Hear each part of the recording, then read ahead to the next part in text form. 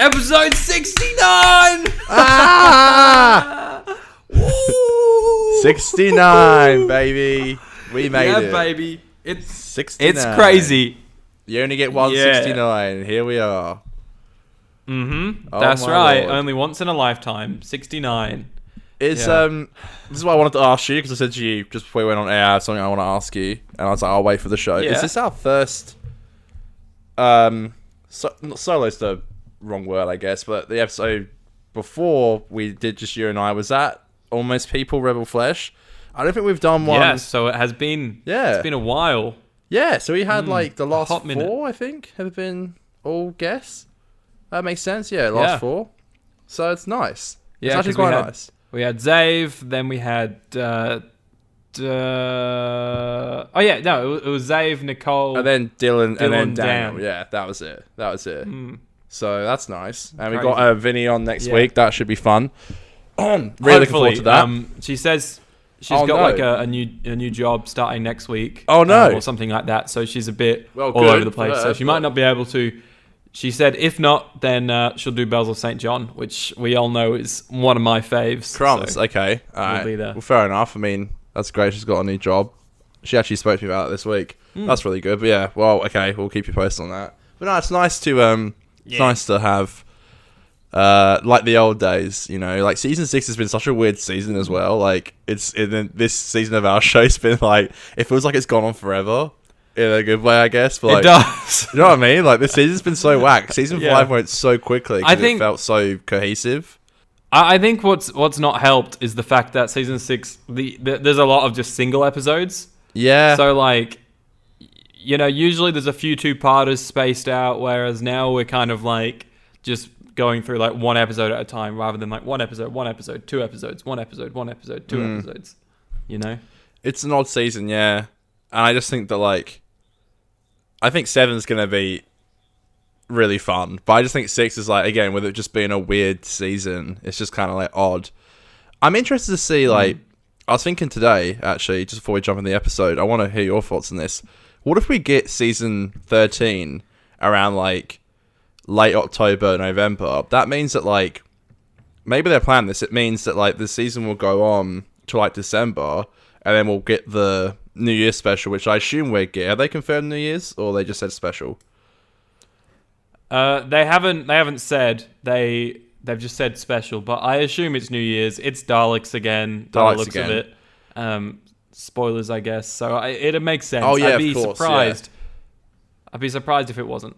I'm just interested, though. Like, that's cool, because, like, we'll have not a lot of gaps, and then it'll just be a couple of specials here and there. It'd be nice to, like, look forward to a special every couple of months and stuff. And when's the 100th anniversary of the BBC? Have they announced that yet? Do we know what month that is next year? I think it's definitely in the back half of the year. I think it was like, I want to say November, but I don't know if I'm just Okay. saying that because that's when the Doctor Who anniversary is. Might be October, actually. Okay. That could be cool. That could be like a Yeah. solid year of just like a season and then a couple of specials. That could be really interesting. Yeah. Either way, I'm Yeah. excited for it. It's weird they didn't give us a release date with the trailer, but I still don't know why they didn't because do that. it really must be coming out like pretty soon, you know, Yeah. because it's 6 episodes. It's probably going to be October, I think. So we're probably due a trailer. There is a possibility that we might get a trailer very soon on September the 2nd, because basically, you know, this. Have you been following on Twitter? There's been this whole like hashtag Where's the Doctor thing. It started with the trailer. No, I didn't see this. No. So in the trailer, there was a thing that was like, in the final thing where it was like Doctor Who returns later this year, there was like really, really faint. It said like hashtag Find the Doctor or something like that. And if you went onto the BBC website or Doctor Who website and typed up Find the Doctor, it led you to a page where it was like, you know, we've got to find the Doctor. Here's your first clue.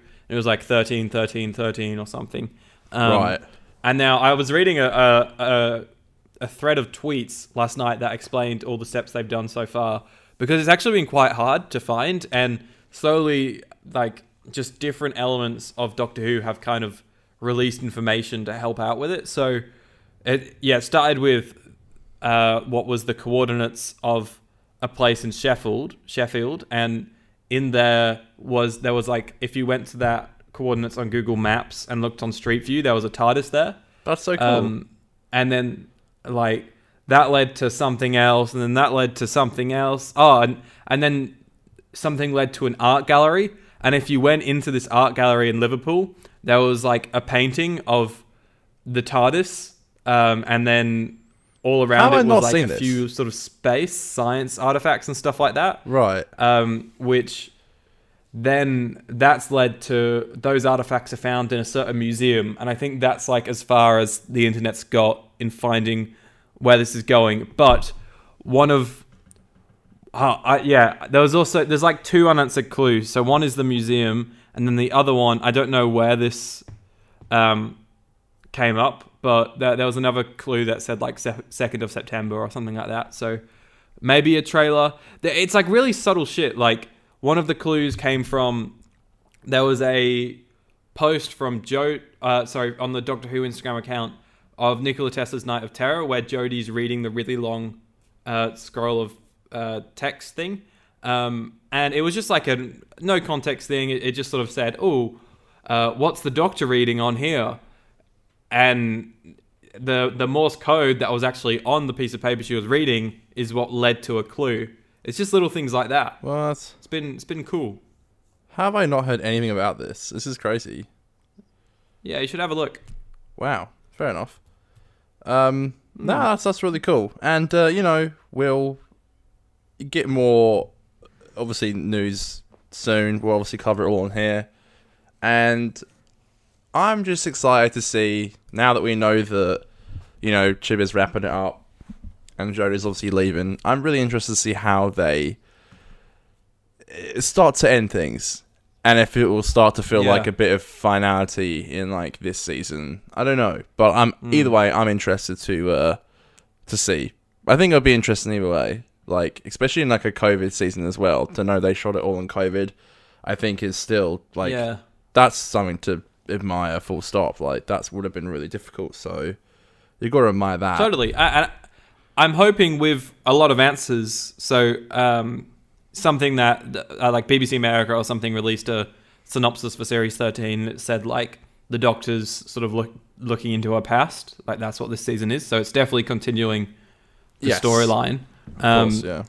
Which, I'm glad with. Some people are just like, leave the timeless child alone. Like, it's a shit plot idea. But it's like, no, like, we might as well just fucking explore it. Because maybe Chibs, the grand plan of Chibs, maybe it does kind of like make sense a bit more at the end. Maybe it's not, all we know right now, it could be a bit of like a bluff in parts. Like, I'm sure there's some truth to it, because it would be silly if they just retconned it all in Series 13. But some stuff that we think is true now might actually not end up being true. We like the whole thing of maybe the timeless child is actually the master or something. That's the thing, though. We don't.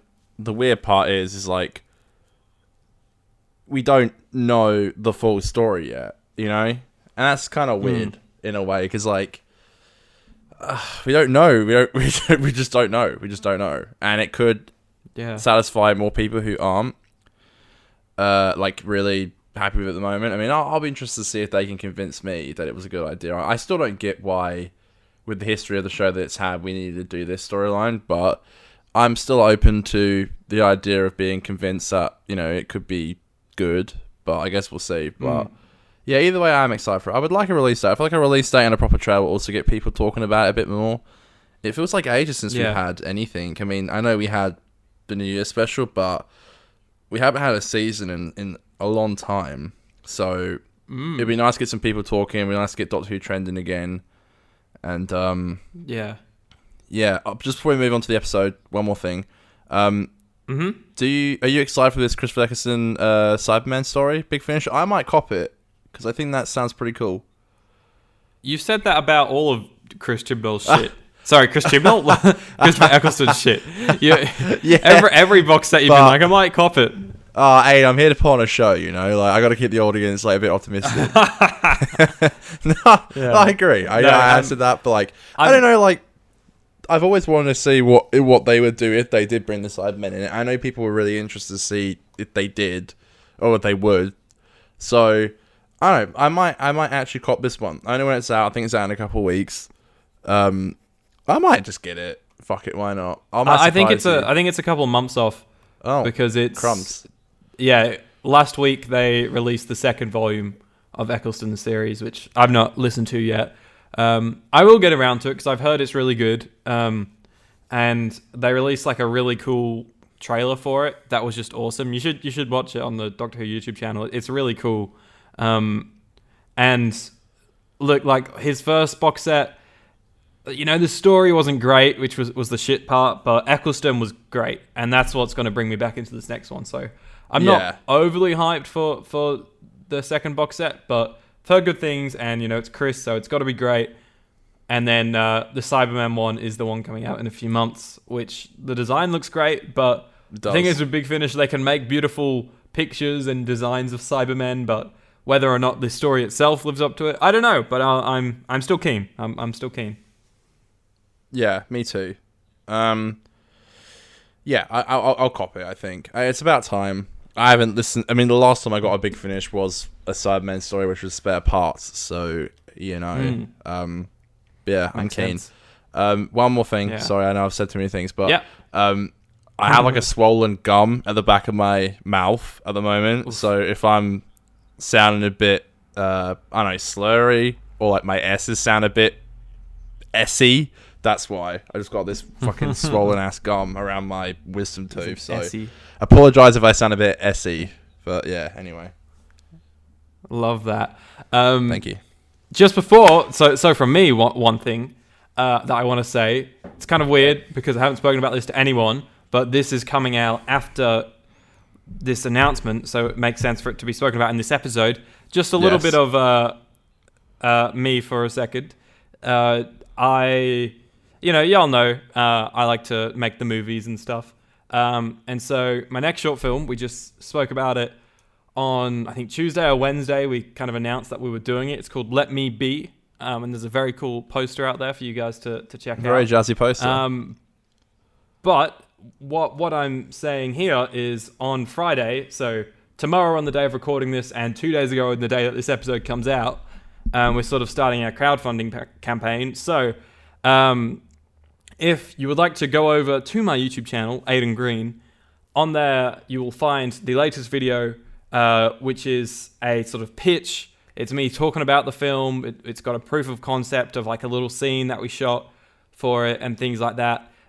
Just to give you guys an idea of what we're going for, and if it is a story that you feel like backing, then feel free to go onto the GoFundMe and you know, chuck a couple of dollars our way, that kind of thing. It does help us out a lot. But also, you know, if you've ever wanted to sort of give back for some of the stuff that I've done online and things like that, now could be a chance to do it. I understand that everyone's always in a place to do that kind of thing, so, you know, no drama.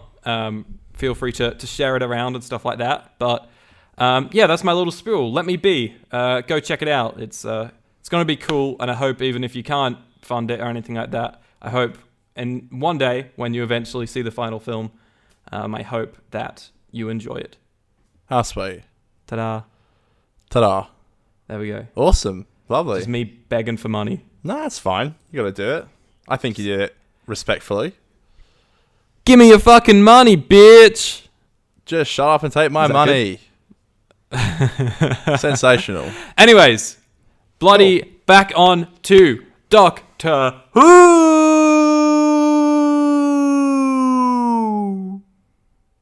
Yo. Wow, that must have been good. My iMac came up with a thing saying, "Are you playing music right now?" So I don't know. I've never had that message come up before, and it just did. So I must have sung well there. That's weird. 50% podcast. The God Complex. Ooh-wee. Them gods be complicated. Damn, son. She thick. Were you excited for this episode, Connor? Oh, 100%. I've always loved it. And I think even a few seasons ago, I'm like, it's an episode I would always rewatch. And I was really excited to get to a point we'll get to the point where we could rewatch it. Yeah, I was really excited. I loved the look of this episode. I love the idea of it being set in a hotel. I thought that's such a great idea.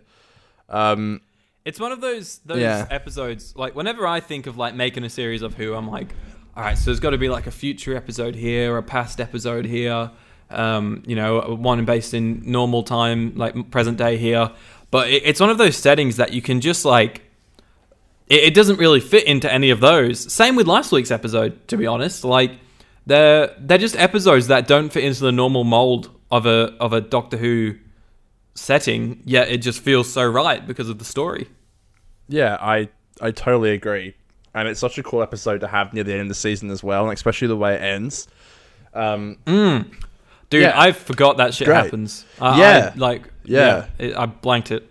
It's a really good ending, I think. And also, like, I could even see this episode being, like, in the spot of closing time, almost. Like, even if they didn't do closing time, I could see it being like a closing time. It's like a semi-final. And it kind of acts in a way as, like, the start of a final. It had a lot... You're right, though, yeah. I kind of forgot how much of an impact it had on, like, the series as a whole. And, like, with Amy and Rory going. And it does set up the final. That's why he's alone in closing time. I mean, they had that brief cameo from Amy and Rory in the shopping centre, which is always really lame. I don't know why they did it. But they like, set that up. They set him up being alone, accepting that he has to die and stuff, and he accepts that he wants to save them and stuff. So, yeah, no, very jazzy. I was very excited for it. I was very excited to rewatch it. And I'll be really interested to hear your thoughts on rewatching it. Yeah, I'll be interested to talk about them and hear your thoughts. One thing that before I forget, in this episode, in that final scene with Amy and the Doctor's like, what's the alternative? Me standing over your grave?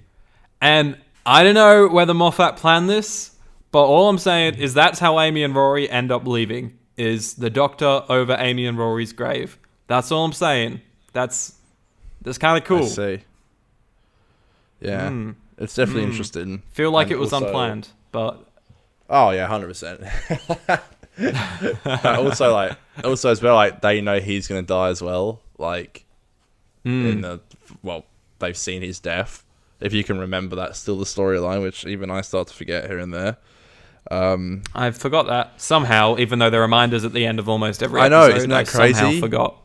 Even I'm like, oh yeah, that's how this season ends. they address that fucking storyline, which has changed so much throughout the season. But yeah, crazy. Yeah. So, The God Complex is the episode we're talking about today. It is the 11th episode of the 6th series of the British science fiction television series Doctor Who, first broadcast on BBC One on the 17th of April 2011. It was written by Toby Whitehouse and directed, once again, like last week, by Nick Huran. In the episode, alien time traveler the Doctor, Matt Smith, and his human companions, Amy Pond, Karen Gillan, and Rory Williams, Arthur Darvill, find themselves trapped in what appears to be a 1980s hotel with constantly changing corridors. They meet other humans and an alien who have also appeared in the hotel, without any idea how they arrived. The Doctor learns that each hotel room contains the greatest fear of someone who has been in the hotel, and that a Minotaur-like creature, played by Spencer Wilding, is feeding off of their faith. Wow, crazy. You know, immediately, like, just reading this, and I also picked up on it in the episode, there's major kind of heaven-sent vibes to this episode. Yeah. You know, changing corridors, all these different rooms that have different things in them. There was a couple of other things I picked up in the episode that I can't quite remember right now, but yeah, quite a lot of similarities.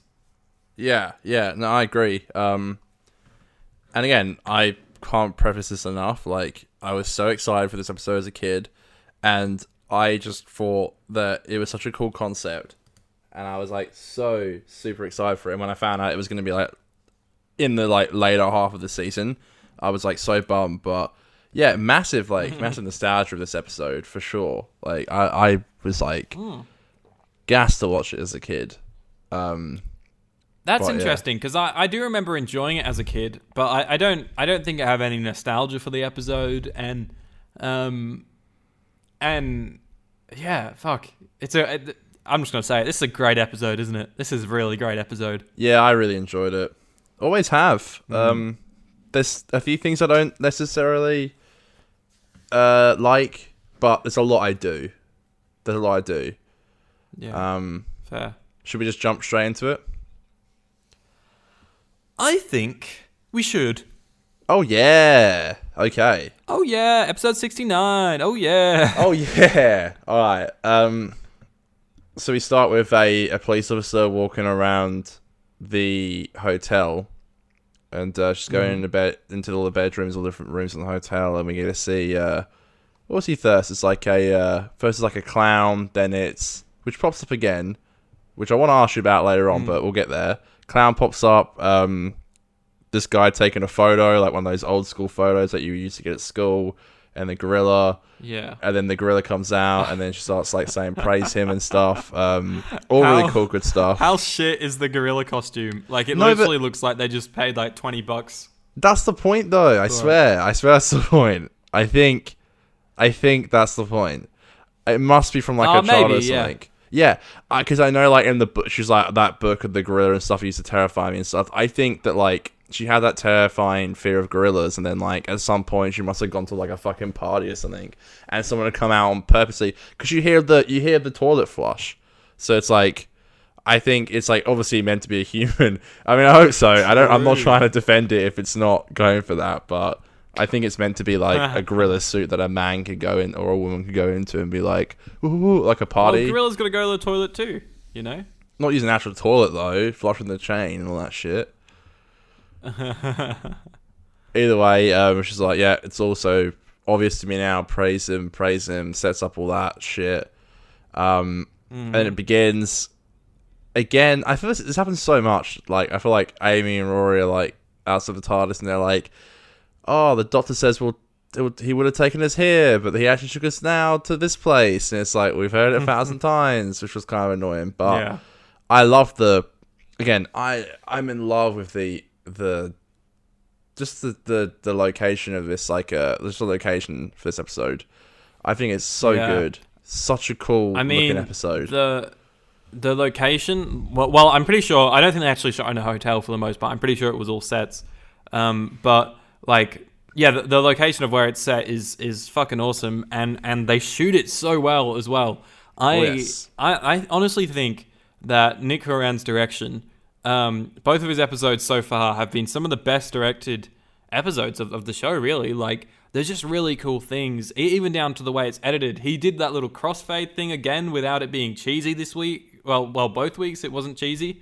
And I just don't know how he did that, because it's always so cheesy when shit like that happens. His direction's been great. There's awesome shots that like mirror things in The Shining and stuff like that. Oh yes. And just like lots of really uncomfortable shots, uncomfortable lens choices when they're on like an extreme wide but really close up to the face, so it's really disorientating and just weird and makes me all queasy. Just awesome direction from the get-go. From the moment you first look through this hotel, looks awesome. Yeah, you do get Shining vibes, I think. And hotels, I mean, I love hotels, but they also kind of like, they do spook me out a little bit. Like the constant, like, the hallways are just like an identical rooms and that classic carpet and stuff. Like it was really cool to see that in Doctor Who, I think.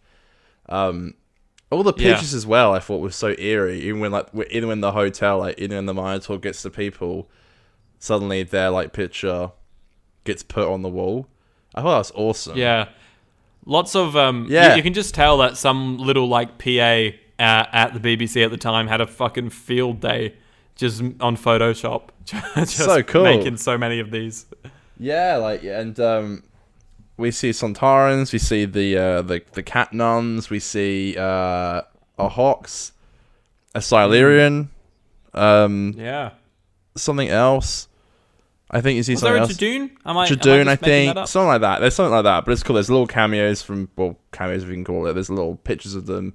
Yeah. Even one of them. And one of them had like Daleks. Yes, I was about to say, yeah. The fear was like their biggest fear that was in their room was Daleks, which I thought was cool. Even the Weeping Angels get a little cameo, which I thought was awesome. They do. They look a bit weird for some reason. I don't know if they were actually there, but like, also they might have been. You know, like they kind of look like they were CG'd in, but then some parts of them they don't look like that. It's weird. They just don't look right. There's something wrong with them. I remember it was really annoying. The BBC released a clip. They released like 2 or 3 clips for the episodes for the air. I remember they released that clip of the Weeping Angels in it, which was so annoying because when I watched the episode, I'm like, oh, it comes up, but it cuts away just before they resolve the issue and find out they're not actually there. But so it did leave some suspense because you're just like, oh, maybe the Weeping Angels are like in the episode, but that got spoiled. But still, that's a really cool scene. Do you think that gave Moffat a bit of inspiration for Angels Take Manhattan? Because maybe obviously that's one of the main settings is a hotel with weeping angels in it. Yeah, and also like it also sets up Amy's fear of the angels. I mean, I know. I mean, who wouldn't be scared of them? But they also set up the fact that the idea that she actually is quite scared of them because she said, "I wouldn't have been surprised if that was my room." So that's kind of cool. I mean, he must have had. So maybe Moffat did actually have Angels Take Manhattan knows? planned. So maybe that grave reference was actually a thing. Who knows? Maybe. Who the frick knows? But I just thought it was cool. Like, it was just cool to see them. There was lots of cool things like that in the episode. Even down to the Doctor's room.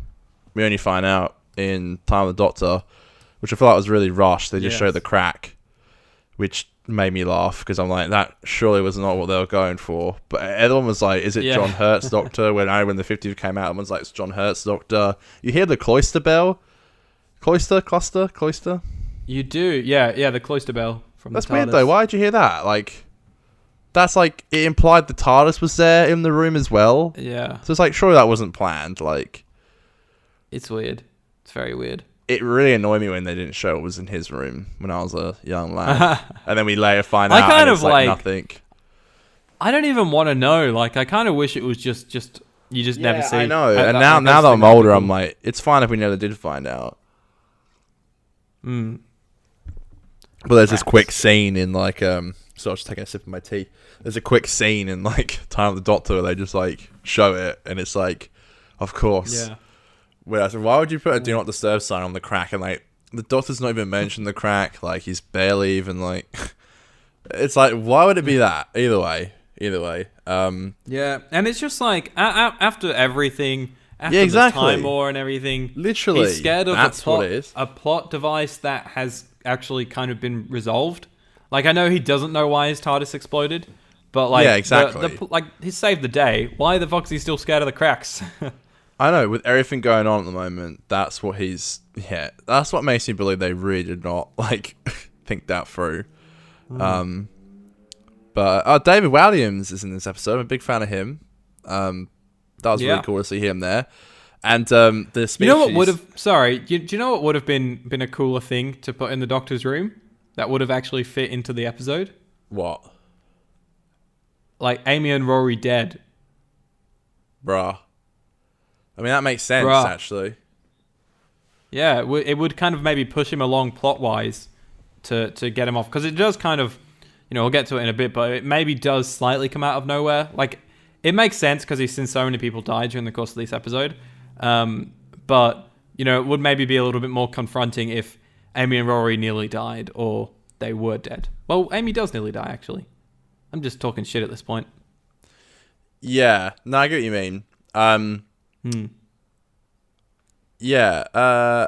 So also a little thing that Toby did, which I thought was really fun, is that in his season 9 episode, Under the Lake Before the Flood, he has the same creature, like same species, that David Walliams is playing, which I thought was a really cool little throwback in that episode. So it's really cool that got shown here and stuff. We're gonna meet our characters and all that.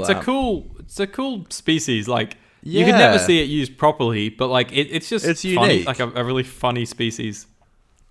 Yeah, so just like so cowardly that they'll just let anyone take over, and that's. But they're also like, it's like, we planted trees on the main road so that when we get invaded, they could be in shade. Everyone's like, oh, that's sweet. That is cool. And I like all the characters this week. I thought they were really cool. It's a really cool cast, and I think that like the setup is awesome. Like the it must be. Is it Murray's score, that little cassette player? I don't know if it was Murray, but either way, I thought it was fun. Yeah, like yeah. I don't know whose music that be. Yeah, maybe I don't Murray, wanna, maybe it's not. Yeah, I don't want to say it's Murray when it isn't, but I thought maybe it could be either. But either way, I really liked it. I like how the door's just a brick wall and there's curtains, but like there's like nothing, no window and stuff. Yeah.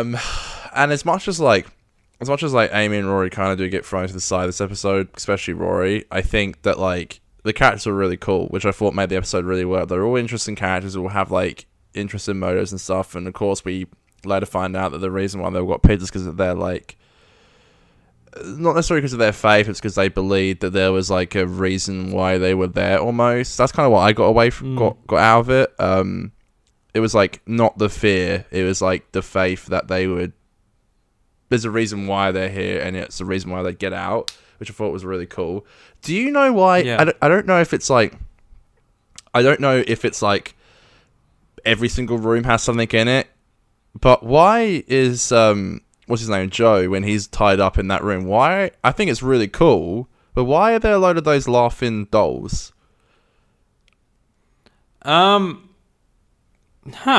I don't know. Hey, I've never known. I don't know if it's because every single room, even if it's not a hotel room.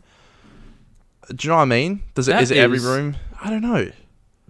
That is weird. Yeah, you know, I can't like that's such a weird thing. I don't know why I've not questioned it. Surely there's an explanation. Well, Joe says I used to hate these things.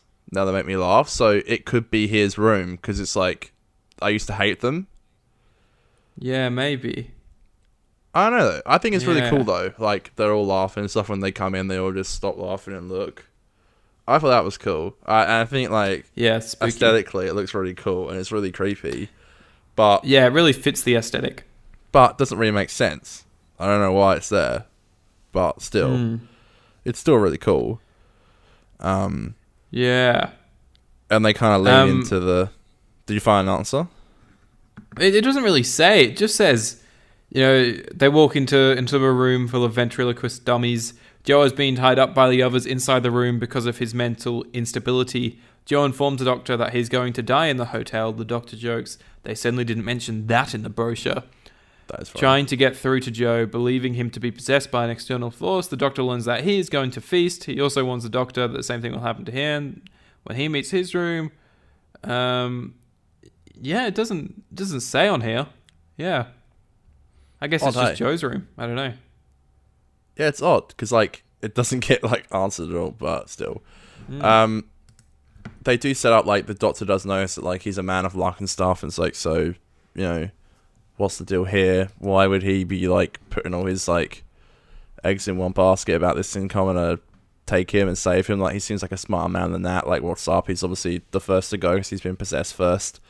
And I like all that setup. And it is creepy, like, when he, like, says, like, he will come, he will feast. It's, like, it's a really cool setup and intriguing, and it's weird. And I like how weird it is. It's weird and bonkers. And I love that. It really is an odd episode. And I think that's the coolest part of it, of just how unique and weird it is.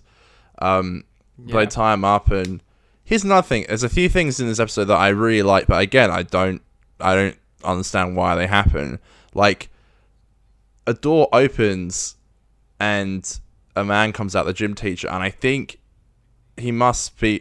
This is a weird thing. I don't know who it's for. Like, no one opened the door, but someone came out. But the thing is, the rooms, they're not just those, like, 4 or 5 characters' rooms. They're the rooms of anyone that's been in the hotel. As well, yeah, true. But also, it's like, no one opened it. It came out. It's the only time in the episode someone came out in the room physically, and no one opened the door. So, as much as I like it, and I thought it was funny and cool, I still don't get why the door opened by itself. But I guess you know, this episode has like all the things that I love about Doctor Who. You're right, being absolutely bonkers in a lot of places.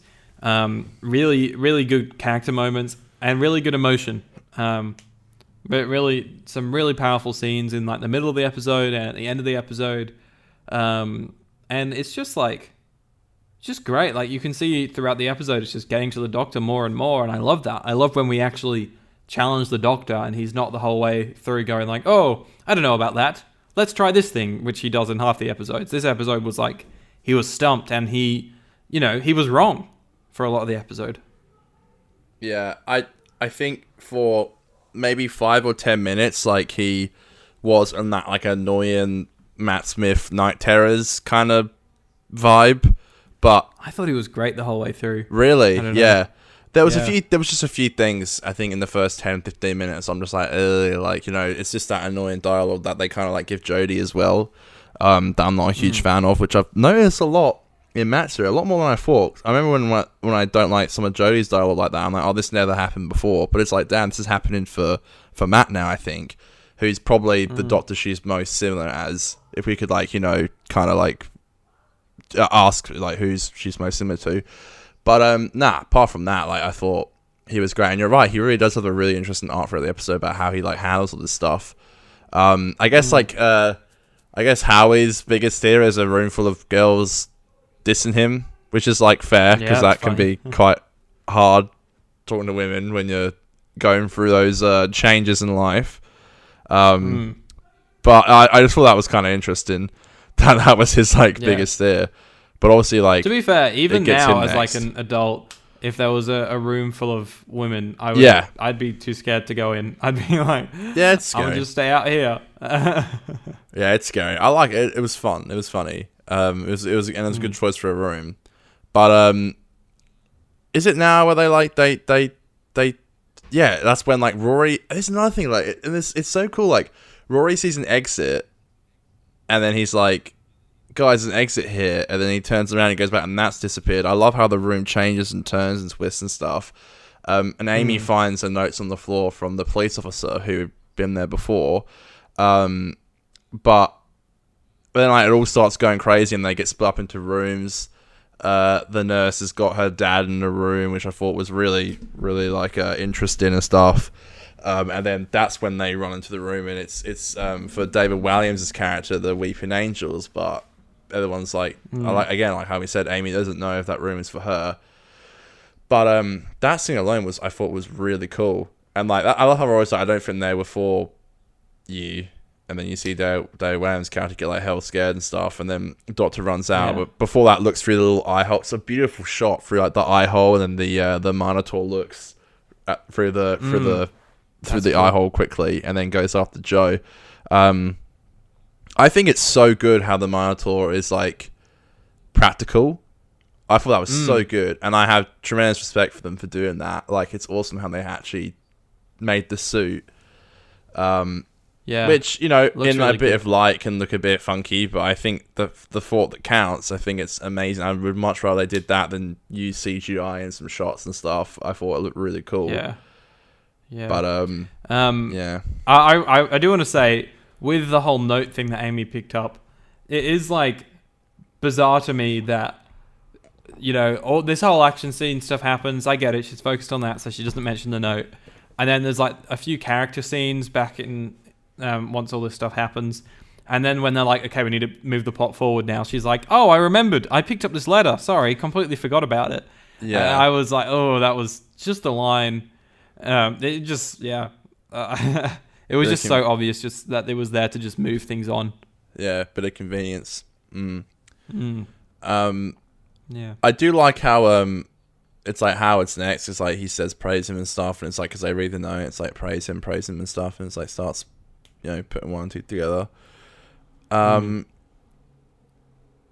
And yeah, I like how David Walliams' character is like, and it shows like his race stuff. It's like, I'm just saying, like, if we give them Howard, like, then it might leave us alone, and it's like, that's just not an option that's going to happen. And I like how the one, like, stands up for him and stuff, but, like, eventually it leads them the Doctor trying to get a look at it, and there's this really cool scene. Direction was awesome. I loved the lighting and stuff with, like, all the mirrors and stuff, and it's set in that, like, kind of like almost like a hair salon, like a nail salon, something like that. Yeah. But awesome set design. The lighting was so cool, and the direction with Matt and all the mirrors and stuff, and again the practical Minotaur, mini Minotaur, yeah. And then like with like Howard getting like released and stuff, like convincing Dale Williams to like let him out and stuff. I thought that was like really cool and interesting. And like the thing as well, he made some really cool arguments when he was like processed and stuff. I was like, this is some really good arguments. Like you can see why he let him out and stuff. And yeah, and then Howard gets killed. I like it's a dark episode as well. Like, you know, first it was Joe, then it was Howard, then the nurse goes next, and like you just see that like there's that shot of first it was Joe, and then like you see slowly throughout the episodes there's that like bird's eye shot of the bodies. I thought it was really cool and dark. That's crazy, and it's kind of like confronting and sad as well that obviously our main character survived, but the only side character that survives is the coward. That kind of just flaked his way through everything, you know. He exactly is the person that released that character and stuff like that.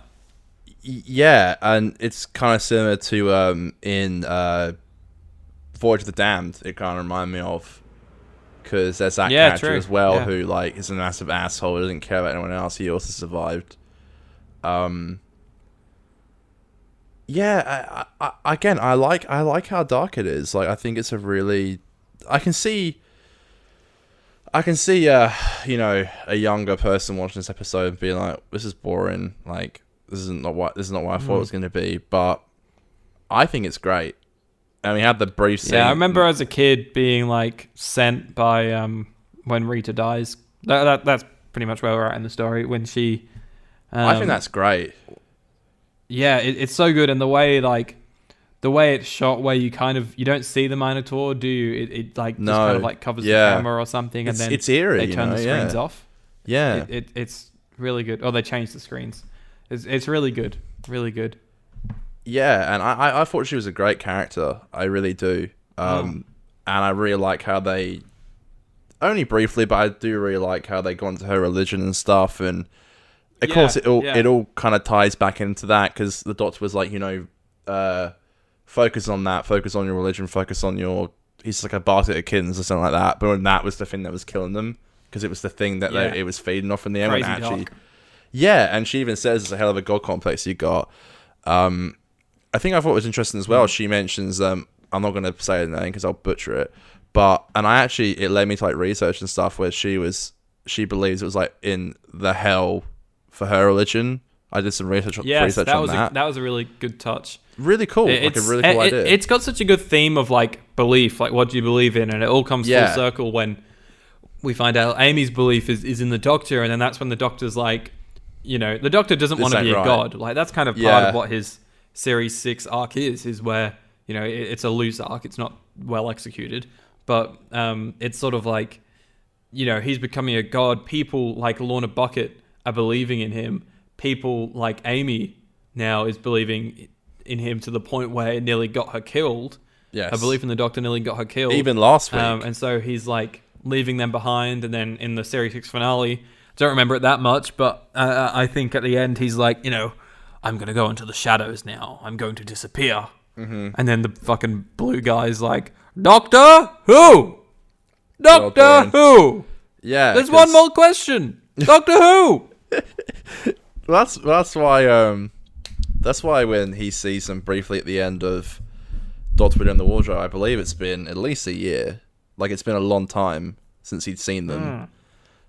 So yeah. But no, I thought that whole Rita stuff was really good. And you're right, the way it's shot, and I love the way she's like, it's gonna happen to me next. I want to have my final moments to myself. I thought it was really emotional, and it really worked, I think. As much as like I had this thought, and feel free to disagree, but I was like, I kind of wish it was a two-parter in a way. I really wish they spent the first part really diving into seeing more of the hotel rooms and stuff. I thought that could be really cool. And then in the second part, like have it end on like a cool cliffhanger. In the second part, resolve it in the way we got here. I would much rather that than have like the flesh two-parter. I would love to have seen more of the. Which is only my only gripe for the episode really is that like I wish we saw more of the rooms and they dived in that more. I think it's such a cool concept that I just wish we saw more of. Do you get I don't know. that? I was satisfied with the amount we got, and Yeah, fair enough. the thing is, one of the things I love about this episode is it's so incredibly well paced. It's so fast. It's so snappy. yes. I don't envy you having to do this recap right now because I couldn't tell you half the shit that's happened in this episode because it's that fast in a good way. Yes. Like, obviously there's memorable moments that come with it, but it's so like, yeah, it's just so quick, and I really loved it. I really loved that after an episode last week that wasn't a slow burn or anything, but it was a slower paced episode, character driven, about Amy and Rory's love and stuff like that. And after Night Terrors, that was also really not a fast paced episode. It was just kind of like a slow slog. Yeah. It was really nice to have this really energetic episode. And yeah, can't compliment the direction and the writing and the performances enough. All three of those and the score all sort of come together to make this really energized 45 minutes. And I really loved it. No, I agree. You know, like, and that's kind of why I wanted a two-parter, because I'm like, I wish I had more of it. And I think as well, what you're saying about the pace as well, though, like, with cannot talk tonight, so it's my fucking gum. I was just going to say, with the, like, when episodes are quite unique, I feel like they can feel like they can juggle a little bit, because you're just not used to, you know, like an episode like this. But you're right, the pacing is just fantastic, and it works so well for it, I think. And then later when, like, we're sat in the bar, like, you know, again, that you have that really great scene with Amy and the doctor and stuff, and it's like, you know, the faith in me and all that kind of shit. And, you know, there's a shot of Rory where I think Amy says something along the lines of, like, you know, my faith is in you and stuff. And there's a quick shot of Rory and his reaction and stuff. And it reminded me how we haven't had, like... It kind of shows that thing, that dynamic... That they've not completely blocked it off this season. Totally. Like, Amy's grown out of it in a sexual way. She's not like frothing over the doctor sexually anymore, but she still has a lot of belief in him, and I guess Rory struggles because Rory wants to be the one that she's got belief in.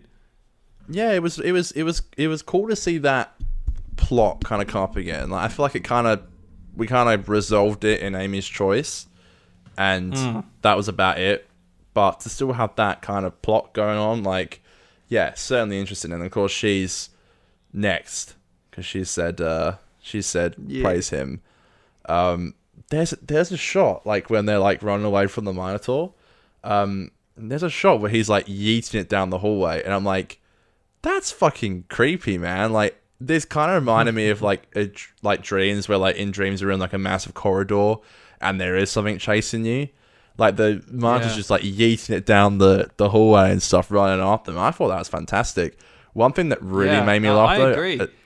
I don't know. Even though it's like the practical stuff when it's in these fully lit spaces doesn't look 100% the greatest, it's still somehow the size of it, the actors' reactions, and just how fast everything was moving. The cinematography was these really fast shots. It just like made it so fucking tense, and I loved it. Really loved this episode. Yeah. By the way, audience, I think there is a little lag tonight. So apologies if we're jumping over each other's sentences there. There's a little bit of lag. But a reminder, if you don't know, you need to show we do film these podcasts 90% of the time through Zoom. So there is a bit of lag here and there. Oh my God, this part did make me laugh out loud. It did make me LOL. Oh God, I'm so lame for saying that. But did you notice when Rory's against the door, stopping the Minotaur coming in, and then the door yeets itself open, and Rory just flies behind it and doesn't come out? That shit made me LMAO. that was fucking crazy. He's like, he's just there for the rest of the scene. Literally, it's like, is he knocked out? Like, is he like concussed? What the fuck? And it just looks so weird as well, the way he's like just straight back against the door. He's like, it's almost like he's glued to the door. He's just like stuck to the door as it swings open. It's like he's glued to it. Oh God, that was so funny. But it was a great scene, like the emotion with like so that was Amy's room, and it was little Amelia looking out into the stars and stuff. It's great to see her again, back at it again. I remember when she got too old. Time we properly see. Yeah, I was gonna say she gets too old for Time on the Doctor. They had to like recast her, and you don't even see her face. You just see like the back of her hair and stuff. Yeah. But I thought that scene was beautiful. And And then the Minotaur just like they find out like the Minotaur, once they beat him, it's like I got a little bit confused here. It's like it's not really his fault, but like it was like a prison where like people got. I mean, what did you get out of this scene? I was a bit confused. I don't fucking know, man. Nah. Yeah, I think it was. I think the Minotaur was in a prison, and the food and the prison was the hotel, and it was bringing in food sources for him. I think so. It was like he was being fed them, but he didn't want to. I think he just didn't have a choice. Yeah, I don't fed know. off the I don't know. the energy of like the hope when it was destroyed. Which yeah, man, like again, like this is some good shit. You know, you can't deny it. Yeah. It was great when the doctor was like, I took you for my ego. Oh god, you know, so good, Yeah. so good. so good. Oh, I and it loved looks it. really nice, that scene as well, with the stars through the window. It looks beautiful. Oh god, I thought it was fantastic. I thought the dialogue was great. It's leading up to it. Sensational. Really liked it. And then we get green screens. Oh Woo! dear, I was going to bring that up. With peace and love, it looks horrendous. I'm not trying to be so mean. I know bad. someone probably spent a long time on that. But oh dear. They should have just kept it Oh, like dear. a black void or something. Yes, I know. Like, because the shots that are side on where it's just black, they're like fine and you kind of forget about it. But when they do these top downs and it's these, it doesn't look great. And then there's like a wide, and you see the computer screen, and they didn't even make a practical computer. The computer's Yeah, I like know. a shit PS2 looking Yeah. graphic. That was a shame. And it's like such a Yeah. quick result to like why it's like it would normally it would get scrambled, but it got stuck on being a hotel. Like the Chameleon Circuit got stuck being a police box. It's like, okay, just like quickly wrap that one up. You know? Yeah. It's like, okay, cool. All right, whatever. I still liked it though. I like how the Minotaur was not. It was stuck. It was almost stuck in the prison as well. Like it was stuck in that madhouse as well. And again, I just fucking love the aesthetic of this episode. So cool.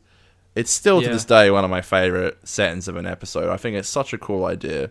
Really, really love the idea. And that final scene, so good. I loved it. It's amazing. So Rory good. gets his dream car. How good. I know, it looks like my dad's stag. Which It I does. pointed out to my girlfriend when we watched it. I thought Nice. I thought it was such a lovely ending and emotional. Acting around was Yeah. fantastic. I wonder if like obviously now saying it out loud, but like Moffat must have been like, I need you to add this scene at the end of the episode. Do you think he would have said that? Yeah, they would have worked together. Like, there's big writers' rooms on these kind of shows. So he definitely sort of know that he had to do it. Yeah, I know. It's what's so interesting is like when they do scenes like that. Like, do you think Moffat gave him like dialogue to use, even though he's not? I quite often wonder that. I think there's a big chance, because I know as showrunner, a lot of the time you do actually do a little bit of, because I think the showrunner probably does the final look over and the final pass of the script. I can imagine like they probably don't change it too much, but I know there was an interview that came out like a year or two ago from Peter Capaldi that said Stephen Moffat saved a bunch of horrendous scripts wow. that Capaldi was getting. So I think there is a lot of like just lines here and there that Moffat will change. Yeah, that's the thing. Like, as I know, for example, something like Infinity War and Endgame, when they used the Guardians, James Gunn wrote quite a few of their lines, or at least gave the writers like notes and said use this kind of language, say it like this. But I know he did that. Yeah. So I assume it's the same with like Moffat or something. Yeah, But- I think it definitely yeah. would be. They get the final say. It's their show at the end of the day. So even though they're not writing that particular episode, it does still fall back on him as the showrunner for it to be a good episode, you know. So if he needs to add episodes, if he needs to rewrite scenes, then the final responsibility falls back onto him, really. Yeah. And we all know as head showrunner, you cop all the hate when it's not always necessarily your fault, you know? Yeah. Did I dream this, or do they play Life and Death of Amy Pond? I think they do. I think yes, they did. There's quite a few bits of score from Series 5 used in this episode I picked up on. Yeah. And yes, that's one of them. And I love it. That's one of my favourite pieces of Murray, so... it's nice. It's sad, it's emotional, it makes sense for the show. Yeah. I wish they ended it on the street with Amy and Rory, but they, for some reason, they had this final scene of Matt in the TARDIS, and he's, like, looking around, like, all sad. I like it, but I wish they just ended it with a shot of maybe, like, Amy and Rory, like, walking away, and it, like, pans out or something. But apart from that, that's a little nitpick. But apart from that, that scene is, like... that I love how... Oh, there's two things I want to bring up. Oh, God, we totally forgot about this scene, where the quick, brief scene Rory and the Doctor have in the hotel, where he's like, Howard was just getting over a stutter, which you briefly hear, by the way, in the episode, when he's like, shut the door, you briefly hear the stutter, but he's like, he just got over a stutter. He's like, I guess... He says something along the lines of, I think I'm going to butcher it right now, but I was like, he says something along the lines of, I guess not all victories are about saving the universe. And he's like, maybe your room's still in here, and he's like, traveling with you, there's nothing that scares me, or something like that. He's like, you say it like it's past tense. So they almost also have, or at least Rory does have a indication that he wants to leave. And I love the scene with Amy and the Doctor at the end, and the Doctor's like, I have so many more places I could show you. We could go here, here, and here. Or there's a bigger, scary adventure waiting for you in there with her normal life. Such a great line, and that's so true in life for people. Like, I think you could take the easy way out and do this, isn't it? This, and this in your life. But there's a scary adventure waiting for you by taking that big risk. And I thought it was sensational. I really, really dug it. Blah, blah. That's just some amazing lines, amazing bits of dialogue throughout the whole episode. Great character moments. Even though Amy and Rory are a bit sidelined, when they do get used, like how Amy gets worked into sort of the climax of the episode with the Minotaur chasing her, they are just sensational moments. Really, really loved it. I don't know how many times I've said that, but I really... Yeah, I know. I feel like I can't stop saying it. I feel like I need to talk about how much I love the aesthetic of the episode again, because I just, like... I can't say enough how much I think that's so cool. Like... Listeners will be like, have I jumped back 30 minutes again? Yeah, literally. I wish... With respect to Chibnall, like, and respect to the choice that he got picked, like, I really wish they picked Toby to be showrunner. I think he had some really cool episodes along the way, and doing stuff like this was just, like... very Moffat. Like, his scripts aren't perfect previously, but they've always been fun and interesting. And I really thought they'd pick him. I think that day's gone. I think that train's passed. I don't think they'll pick him like for the next showrunner. But I thought he did a really good job in the episode, personally. He did. It's really, really well written. Just everything about it. Like, I don't think, maybe other than the CGI, that there's any sort of department or anything that things get let down. Like, the editing is spot on. You're so right. Production design's great. Everything about it is just spot on, in my opinion. Really fucking liked it a lot. Yeah, me too. I was looking forward to it on the rewatch for a while, and I really did find it jazzy. Very jazzy. Very jazzy. All right, so move on to Australia's favourite segment, Connor. Let's do it. It's time for Goof of the Week. Boopity boop boop. Any goofs from you, Connor? I guess Rory against the door looked goofy, but that's about it, I think. Yeah, I totally reckon that was like a joke. Like, I reckon they did it for a meme, because it blatantly looked like hilarious, but kind of in like a... not hilariously bad. Like, it was just like hilariously funny how that played out. He's like, like, I just think that must have been intentional. Nah, yeah.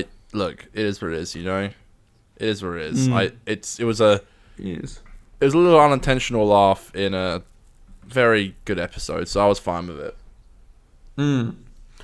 Yeah, I didn't really have any goofs. TARDIS Wiki mentioned Rory being glued to the door, and they also said that Lucy Howard, I think that's the character at the start, who, by the way, I think her name was Lucy something else right up until the read-through, and then they realised it was pretty much the same name as a Big Finish companion, so they changed the name to Lucy Howard. That's funny. So Lucy Howard opens rooms 214, 215, and then 214 again, despite there being different monsters inside all the rooms. Bang, bang. There you go. So either they just reused the plates on the door, or I don't really know how the fuck that happened. I didn't notice it. Small thing. TARDIS Wiki's always looking at these minute things. Amy's nail polish, shit like that. Crazy. Classic. Shall I move on to Australia's second favourite segment? That was a very quick goof. Do goof of the week. it. It's time for Behind the Scenes.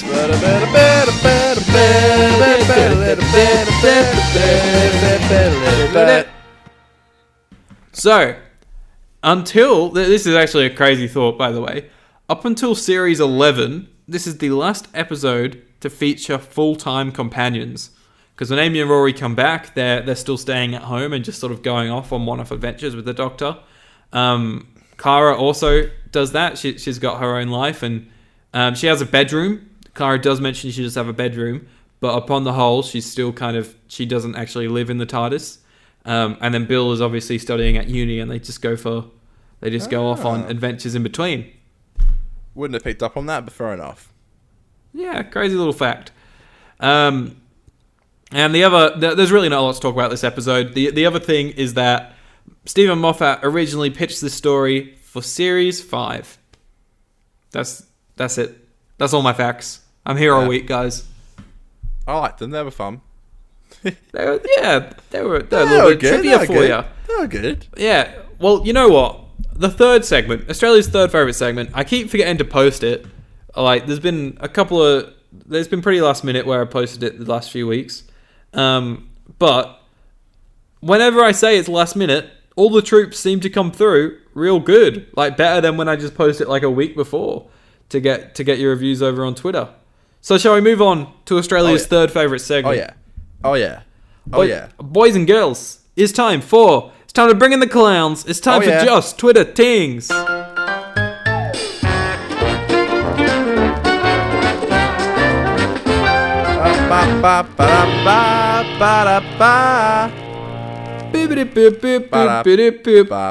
now that's what I call comedy podcast says. Scary rooms. Ooh. Accurate. They also then go on to say, but more importantly, this is episode 69 of your podcast. Woo! Oh yeah. Yeah, boy. Bit of hoya. Yeah, sorry, that's silly. How does he know it's episode 69? I'm the one with the spreadsheet. Is he on my Google Drive? Is he looking at my spreadsheets that tell us what episodes we're doing what episodes on? I think you briefly mentioned it. Fuck. Dylan says, I watched this episode the night before my 11th birthday, so I have a lot of nostalgia for it. I don't know why I'm talking like this. I rewatched it last year, and I didn't enjoy it as much as I did back then, but it still holds up fairly well. That's I do awesome. think that the episode could have done more with the horror, but the moment when Eleven and Amy at the end, the moment with Eleven and Amy at the end makes for some great television, even if it's only to serve the finale of the series. Yeah, I get that. I think that is some great television at the end there. I think it is a good character thing, though. I don't think it's just necessarily for... Well, I don't remember. We'll see how Series 7 plays with it. But from memory, I don't know. I don't know what I'm talking about. I don't remember the future of Amy and Rory. I remember Pond Life. I remember there's like a Sontaran in Pond Life. That's all I remember. Oh, they have a divorce, and then they don't have a divorce. And then Amy loves Rory. No, Rory loves Amy more than Amy loves Rory or something. And then they jump off of a building. Yes. That's a good recap. And Rory has a spade. I remember that. Oh, yeah. No, Rory's dad has a spade. That's it. Put it on your Christmas list. Yeah, classic. Wow, we don't even need to rewatch Series of 7. Let's just skip it. Let's just skip it. You'd love that. The Doctor Who show says Who. absolutely fantastic. One of the best Smith episodes. Memorable guest cast, unnerving moments, a pseudo tie-in to Classic Who without being a tie-in at all. I really like this one and should watch it more. The tie-in they then go on to mention was that the Minotaur is a distant cover of the Nemons. Which That's pretty cool. The Yeah, Nemons I on the remember that. Mimons. Yeah. I've not seen what episode they're in, but I've heard of them, and I recall that reference. So yeah, very freaking cool, freaking heckin' cool. That's all the reviews for this week, loves. Hope you enjoyed it. I've got one You. from Jacob. God Complex review. So, I'm so sorry about my fucking voice today. My fucking gums. Alright, Gold Complex review. This episode is brilliant. The setting of the hotel is perfect, unsettling, and creepy. The concept of the ruins of your worst fears is such an interesting idea. 8 out of 10. Completely agree with all those facts. Spin straight facts today, Jacob. Straight All the facts. Facts. Yeah. Facts. Get in there. Yeah. Come on. All the facts. I don't know what that was.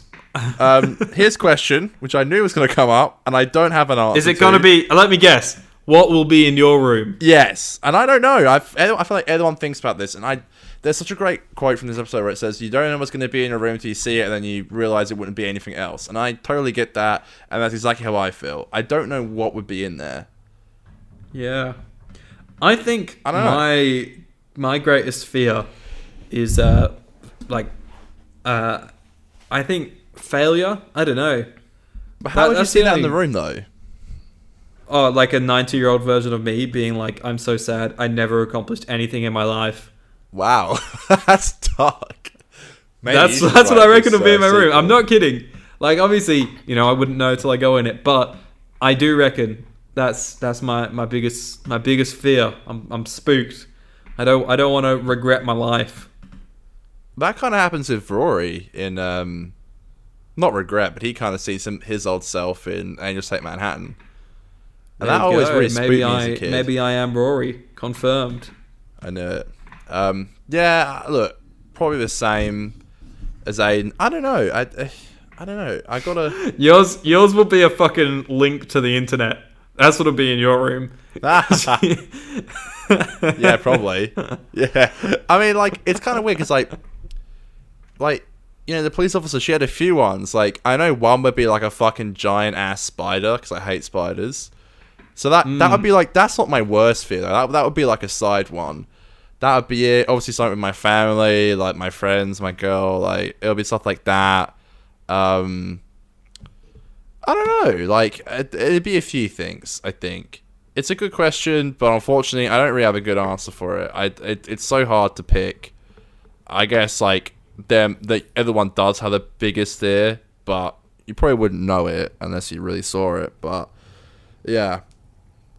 Yeah, that's my answer. Sorry for the shit response, but it's a good question. I just don't know really what to say. No, that was a good answer. You threw some fears in there. Thank you. Good. Mine was just deep and fucked up, so it's kind of spooky.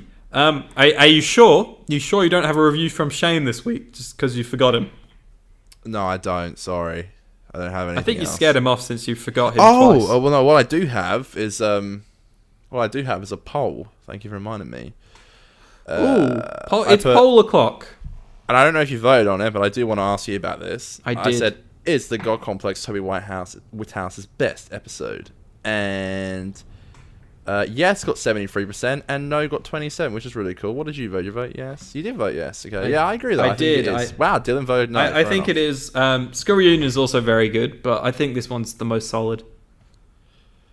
By the way, the people who voted no was Dylan, and I won't name them, but two other people who I know in my personal life who don't know anything I put on polls. They just always vote on it just to annoy me.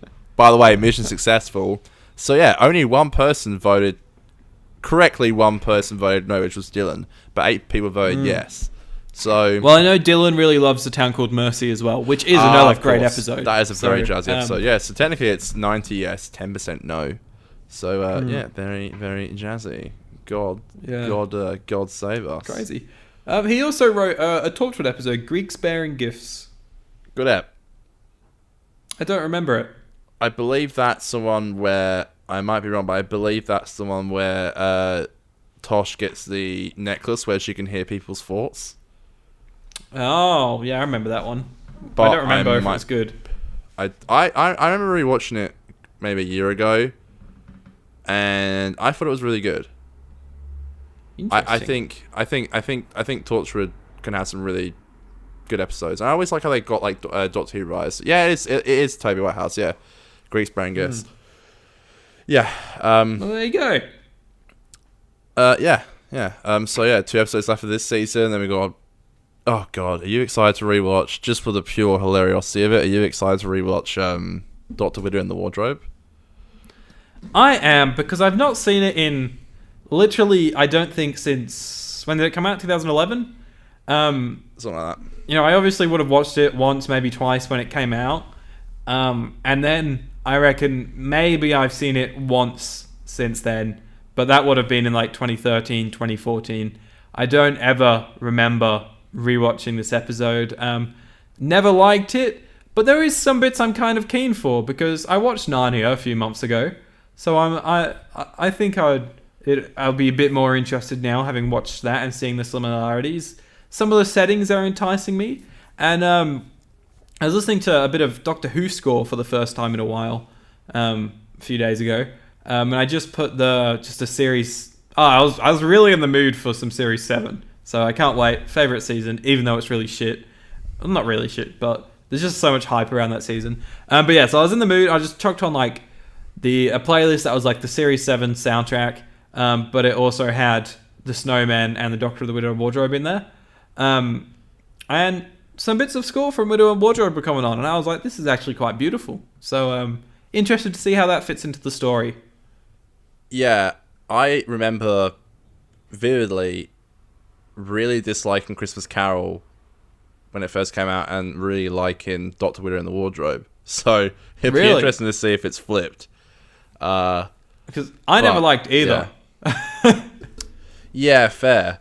I don't think I loved it, but I was like, it's an improvement over last year's, I remember thinking, which probably wasn't a good thing, but oh fuck, nearly fell off my chair. No, I'm excited. Nice. Hey, I'm excited. Like, I do like a good festive episode. Then we're starting season 7, which is very exciting. So many cool and jazzy episodes to come up. You know, I was thinking. Oh, here we go. We're really jumping ahead here, but I was thinking the other day, fucking hell, Series 7, they go ham on location shooting. Like, and that's what I think I like so much about the episodes. So much of this series, I think, has been like on sets and stuff. Like, even this episode, they get away with it because it's a great production design, but it's all on sets. And for me, nothing beats them being out on actual location. Like, it's like that in Classic Who all the time, because the set stuff always looks garbage, and then they go out on location, and sometimes the location stuff in Classic Who was actually shot on film, so it actually has been remastered really well. But yeah, location work always helps, because Asylum of the Daleks is kind of shit, because it is kind of, in terms of the look of it from memory, because it is kind of all just in sets. But then you have episodes like A Town Called Mercy, where there's so much location work. Power of Three, I think, is a lot of sets, but there's some cool location things. And then obviously Angels Take Manhattan, they actually shoot in Manhattan. Bells of St. John, there's like all those beautiful London sequences. I'm just, I really, really fucking am keen for that location work. Yeah, I think there's a lot of stuff to be excited for, to be honest. Yeah, I for one am very excited, and like, just, you know, like what a fun season. Even stuff like the 50th and stuff. Matt's final episode, like Name of the Doctor. Yeah. Like, there's some cool stuff. Cool shit happening there, and I think we're gonna hype up. Connor, we were talking about maybe making a really big episode out of Day of the Doctor. Making it like the biggest episode we've done so far. Don't know how and in what way, but because it probably won't be till the very end of this year. So, but yeah, that'll be an exciting episode to do. Yeah. Yeah. We'll obviously hype that up, and I'm excited for that. And yeah, stay tuned, because we'll be doing something, and I cannot wait, baby. Let's get it. Cool. Before we get into our ratings, let's just do a quick little housekeeping. Just, remember, if you like the things that we say, feel free to follow us over on Twitter and Instagram at 50doctor. We usually do this at the end of the show, but I'm like, people probably tune out. So now I'm forcing you to listen before we give the scores. That's some smart marketing. I like it. You can find me on Twitter at Greeny_Pro, Connor on Twitter at Hannum Connor, me on YouTube at Aiden Green, where you can check out that proof of concept. I'll also link that proof of concept and the GoFundMe in the show notes for this episode. And you can hit Connor up on the YouTubes at Connor Hannum. Hell yeah. Connor, what will you rate this episode? Oh, Aiden, that's a great question. Ooh, mama. Are you ready? I'm not. I'm scared. What's it gonna be? No, don't be scared. Same as last week, man. I gotta give it a 9. It's so fun. I love it, and fuck. It's original. It's pretty much everything I want it to be. It's just so jazzy, and I thought everything from the sidecast to the performances all round to the direction, everything. I really liked it, and I just fuck with it. How can I not give it that? It's such a cool episode. It's always stuck with me, and I really love it. I really do. One of, if not Toby's best, I'd say. That's really high. Are you sure you want to give it 9? Fuck you. Did I stutter? No, because I'm gonna give it a 9 too. Whoa! Hey! Fuck yeah! No, this is You got me in the first time half, in a I won't while lie. where I watched the episode and I was like, fucking loved every second of it. Just a bit of dodge CGI there, and Amy and Rory take a back seat for a couple of bits, but upon the whole, it's just, I think every department was just on point. Great character moments, just a blast. And one of those episodes, these are my favorite episodes, where it's only a 1-part episode, 45 to 50 minutes, but you finish it and you're like, holy shit, I went on an adventure. On a journey. This was a big journey. Yeah, Journey's better for this one. Doctor's Wife is the main one where it felt like a proper adventure, because that was like crazy planet hopping shit or whatever. But this one was a great journey. I feel like I went on with all the characters. Just looked and sounded, everything about it, fan-frickin-tastic. Well done to the team. Well done, Nick Horan. Keen to see his future episodes.